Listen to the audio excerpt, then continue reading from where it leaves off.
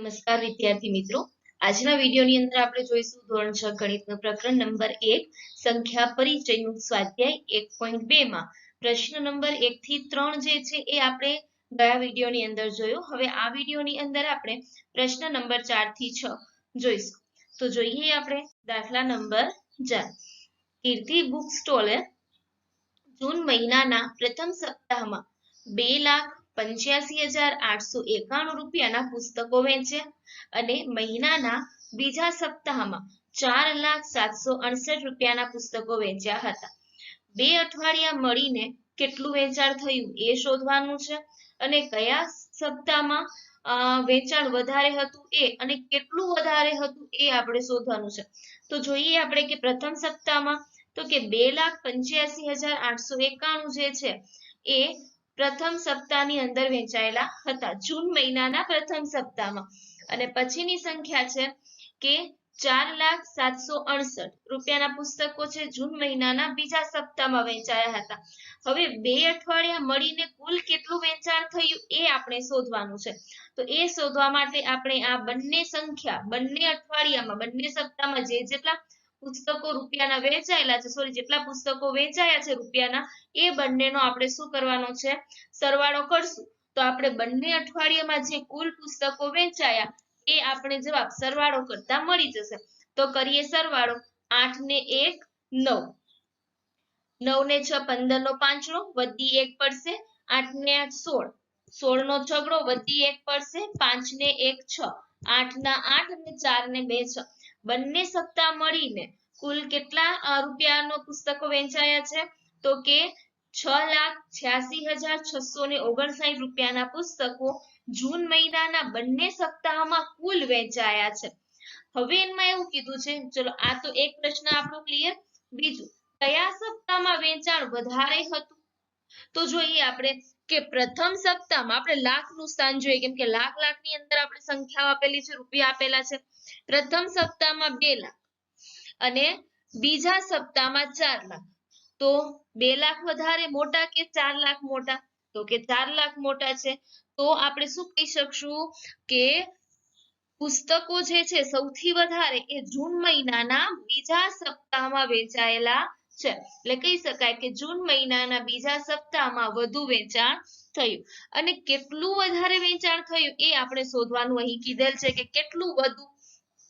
તો કે સમજી લો કે આ 4 લાખ સૌથી વધુ છે, એમાંથી જે ઓછા જૂન મહિનાના જે પ્રથમ સપ્તાહમાં વેચાયા એનો આપણે જો બાદબાકી કરી દઈએ તો બાદબાકી કરવાથી આપણે ખબર પડશે કે પહેલા સપ્તાહ કરતા બીજા સપ્તાહમાં કેટલા વધારે પુસ્તકો રૂપિયાના વેચાયા. સમજી લો કે બીજા સપ્તાહમાં છે 4,07,68 અને પ્રથમ સપ્તાહમાં છે 2,85,891. આ બંનેનો જો આપણે બાદબાકી કરી દઈએ તો આપણે ખબર પડશે કે પહેલા સપ્તાહ કરતા બીજા સપ્તાહમાં કેટલા વધુ પુસ્તકોના રૂપિયાના પુસ્તકો વેચાયેલા છે. તો ચાલો કરીએ બાદબાકી. 8 માંથી 1 જશે તો 7, 6 માંથી 9 બાદ નહીં થાય તો આપણે 7 ઉપર લઈશું 10 ઓછો, 1 ઓછો કરી દઈશું અને 6 ના અહીંયા કેટલા કરી દઈશું 16, 16 માંથી 9 જશે તો કેટલા વધશે વિચારો તો, કેટલા વધશે 7. હવે 6 માંથી 8 તો બાદ થશે નહીં તો ડાયરેક્ટ અહીંયા શૂન્યમાંથી 10 કો નહીં લેવા, ક્યાં જઈશું આપણે 4 ઉપર. ત્યાં આપણે 1 ઓછો કરીને કેટલા કરી દઈશું 3. અહીંયા 0 ઉપર થશે 10, પણ 10 માંથી એક બાજુવાળા શૂન્ય ના આપવો છે એટલે આ થઈ જશે 9 અને અહીંયા આવી જશે 10. પણ આ 10 માંથી હજુ એક 6 ને આપવો છે એટલે અહીં પણ 9 થઈ જશે અને અહીંયા થઈ જશે 6 ના 16 એટલે 16 માંથી 8 જશે તો 8 વધશે. હવે અહીંયા જોઈએ તો કે 9 માંથી 5 જાય તો કેટલા વધે 4, 9 માંથી 8 જાય તો કેટલા વધે 1 અને 3 માંથી 2 જાય તો 1. આ રીતે આપણે બાદબાકી કરી શકીએ છીએ. 1 1 4 8 7 7. આપણે જવાબ તમે સરખી રીતે અહીં જોઈ શકો છો. એટલે કહી શકાય કે જૂન મહિનાના બીજા સપ્તાહ કરતા પ્રથમ સપ્તાહની અંદર આટલા ઓછા પુસ્તકો વેચાયા.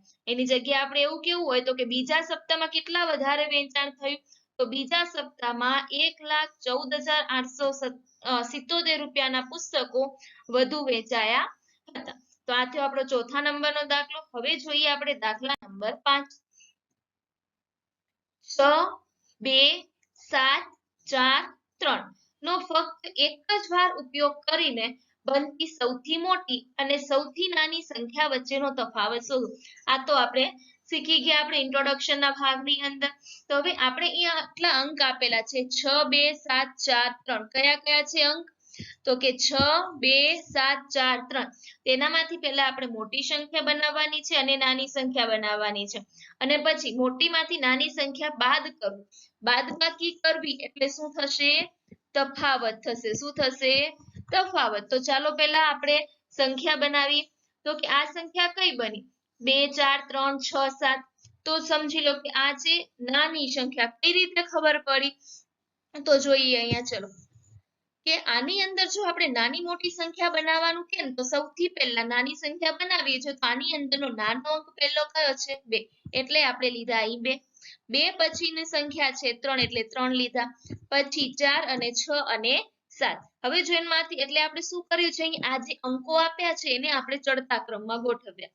હવે જો અંકો વડે બનતી સૌથી મોટી સંખ્યા બનાવવી હોય તો એ આ બધા અંકોને આપણે શેમાં ગોઠવવા પડે? ઉતરતા ક્રમની અંદર. તો ચાલો ગોઠવી દઈએ ઉતરતા ક્રમની અંદર 7, 6, 4, 3, 2. આ શું બની? તો કે અંકો વડે બનતી સૌથી મોટી સંખ્યા. હવે એનો આપણે તફાવત શોધવો છે તો મોટી સંખ્યામાંથી આ નાની સંખ્યા છે એ શું કરવી પડશે? બાદ કરવી પડશે. તો ચાલો કરીએ આપણે બાદબાકી. 7, 6, 4, 3, 2 એટલે કે 76,432 એ સૌથી મોટી સંખ્યા. એનામાંથી આપણે 23,467 એ સૌથી નાની સંખ્યાને આપણે બાદ કરી દઈએ. તો પહેલા આપણે કરીએ બાદબાકી. ચલો કે 2 માંથી તો 7 બાદ થવાના નથી એટલે 3 ઉપર દસકો લઈને કેટલા મૂકશું? 2 અને 2 ઉપર થઈ જશે 12. 12 માંથી 7 જાય તો કેટલા વધશે? 5. હવે 2 માંથી તો 6 બાદ નથી થવાના એટલે અહીંથી આપણે દસકો લઈશું. 2 ના થઈ જશે 12. 12 માંથી 6 જશે તો કેટલા વધશે? 6. 3 માંથી 4 બાદ થશે? તો કે નહીં થાય કેમ કે 3 કરતા 4 મોટી છે એટલે વળી પાછો આપણે અહીંયા 6 ઉપર દસકો લઈ એક સંખ્યા ઓછી કરીને 5 કરશું અને અહીંયા 3 ના કરી દઈશું 13. 13 માંથી 4 જાય તો કેટલા વધે? 9 વધે. અને 5 માંથી 3 જાય તો કે 2 વધશે અને 7 માંથી 2 જાય તો 5.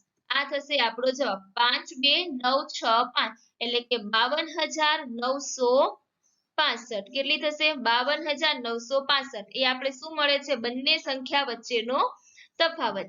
તો આ થયો આપણો દાખલા નંબર 5. હવે જોઈએ દાખલા નંબર 6.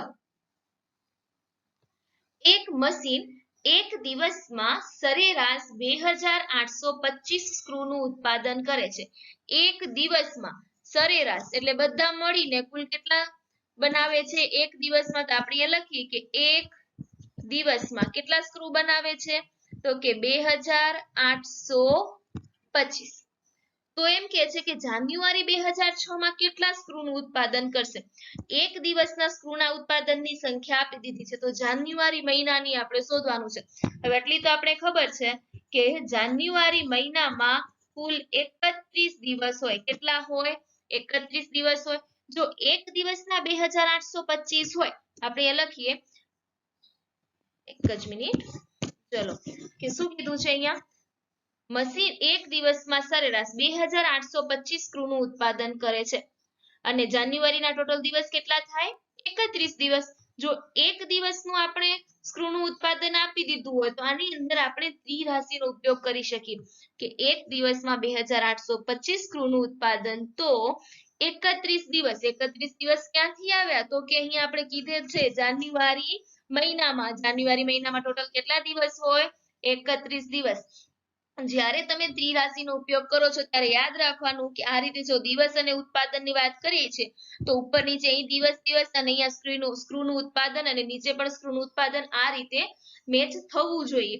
જો એક દિવસમાં 2,825 સ્ક્રૂનું ઉત્પાદન થાય છે તો આ જાન્યુઆરી મહિનો આપ્યો છે તો એના આધારે તમે અહીંયા લખી દો કે એક મહિનામાં. તો અહીંયા દિવસ અને અહીંયા મહિનો એમ ચાલે નહીં. એક મહિનો આપ્યો છે તો પહેલા એને તમારે દિવસમાં કન્વર્ટ કરવા પડશે. જો દિવસમાં કન્વર્ટ કરી દો એટલે દાખલો તમારા માટે સહેલો બની જાય. હવે અહીંયા જોઈએ કે એક દિવસમાં 2825 સ્ક્રૂનું ઉત્પાદન, તો 31 દિવસમાં થતું સ્ક્રૂનું ઉત્પાદન કેટલું? હવે આ બંને જે ક્રોસ લાઈનમાં તમને દેખાય છે, આ ક્રોસ લાઈનમાં હોય એ બંનેનો ગુણાકાર થાય અને પહેલી સંખ્યા હોય એ ભાગાકારમાં જાય. પરંતુ અહીંયા એક જે છે એ ભાગાકારમાં જશે એટલે ભાગાકાર કરવાનો કોઈ મતલબ થશે નહીં. જે સંખ્યાનો આપણે એક વડે ભાગાકાર કરી તો જે તે સંખ્યા પોતે એ જ આપણો જવાબ થશે. તો ચલો કરીએ આ બંનેનો આપણે ગુણાકાર. 2825 ગુણ્યા 31. પહેલા તો શું આવશે? શૂન્ય. પછી શું થશે? અહીંયા 3 50 15 નો પાંચડો વધી પડી 1. 3 દુ 6 ને 1 કેટલા થશે? 7. 3 8 24 નો ચોગડો વધી પડી 2. 3 દુ 6 ને 2 8. હવે અહીંયા કરીએ 1 55 5, 1 દુ 2, 1 8 8, 1 દુ 2. હવે આનો કરી દઈએ આપણે સરવાળો. 0 વત્તા 5 કેટલા થશે? 5. 5 ને 2 7, 7 ને 8 15 નો પાંચડો વધી પડી 1, 4 ને 2 6 ને વધી 1 7 અને 8 ના 8. તો આ થશે આપણો જવાબ કે જાન્યુઆરી 2006 માં કુલ 87,575 સ્ક્રૂનું ઉત્પાદન થયું હશે. તો આપણે આના અંદર કયા કયા દાખલા જોયા? તો કે દાખલા નંબર 4, 5 અને 6. હવે પછીના દાખલા છે એ આપણે બીજા વિડીયોની અંદર જોઈશું.